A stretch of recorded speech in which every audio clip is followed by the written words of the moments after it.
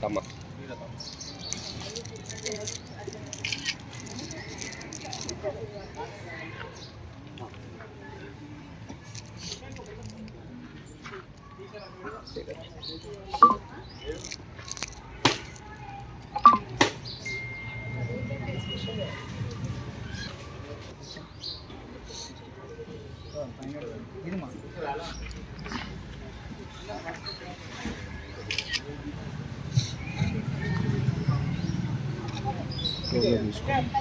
అన్నా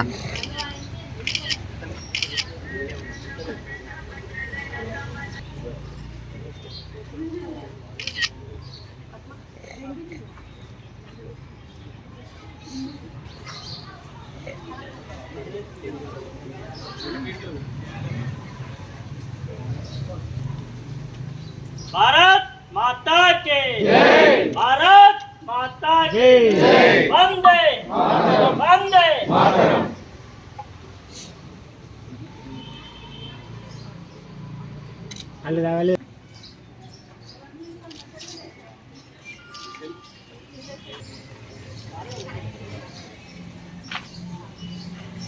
వాల్యూమ్ లేదు.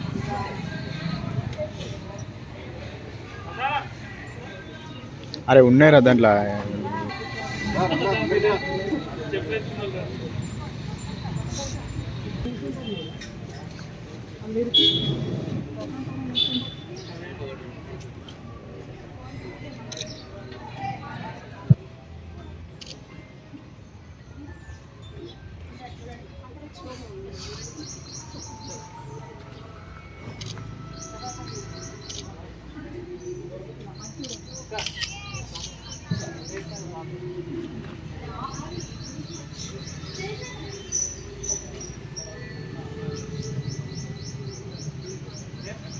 నవీన్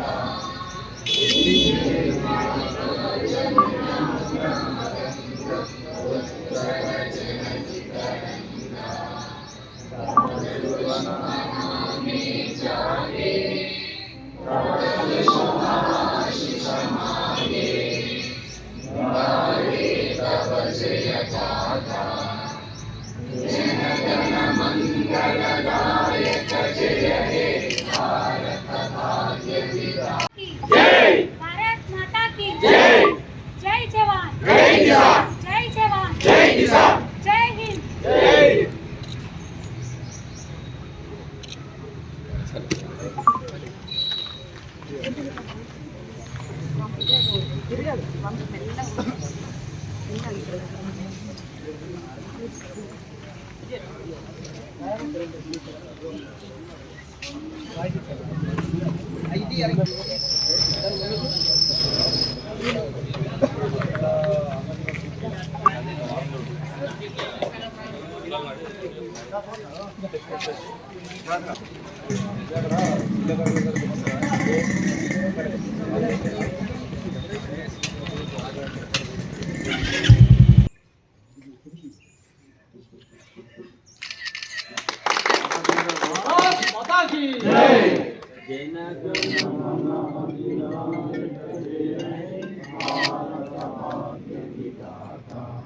పంజాబ సింధు గుజరాట మరాఠ ద్రావిడ ఉచ్చల వంగ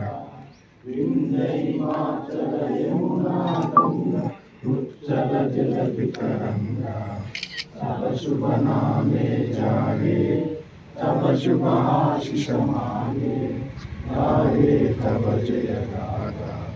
जन गण मंगलदायक जय हे भारत भाग्य विधाता।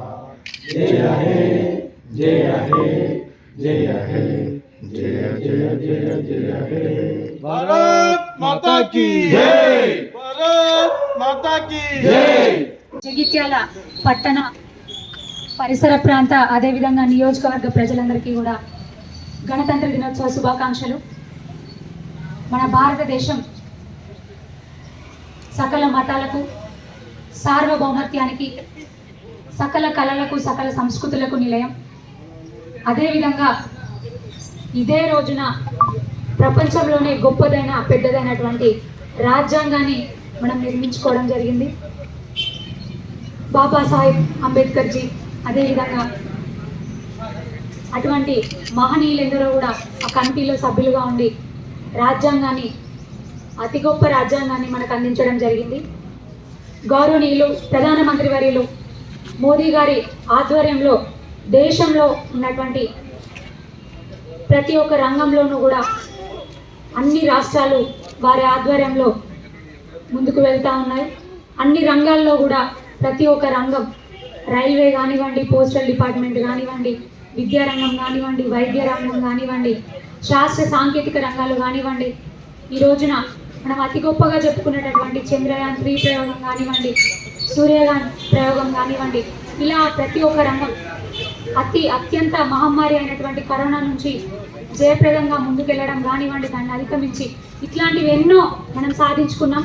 వారి నాయకత్వంలో, వారి సారథ్యంలో ముందుకు వెళ్తానే ఉన్నాయి అన్ని రంగాలు.